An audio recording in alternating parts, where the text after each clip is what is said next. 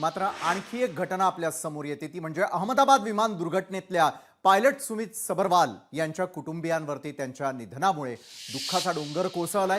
मुंबईमधील पवई परिसरामध्ये सुमित सबरवाल यांचे 88 वर्षांचे वडील एकटेच राहतात।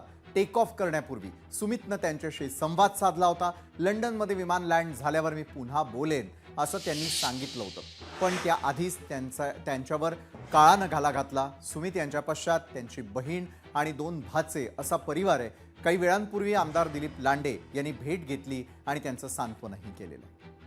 अतिशय दुर्दैवी घटना घडलेली आहे आणि सुमित हा त्यांच्या आईवडिलांना एकटा मुलगा आहे आणि एक बहीण आहे। 1994 पासून सुमितने ही नोकरी जॉईन केलेली आहे। एवढ्या वर्षाचा प्रदीर्घ अनुभव आहे।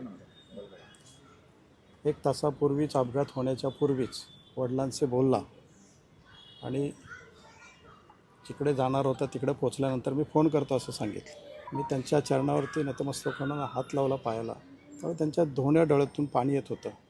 ही परिस्थिती त्यांच्यावरती घडलेली आहे। अतिशय दुर्दैवी घटना आहे। लोकशाही मराठी ऐका, पहा, जागरूक रहा।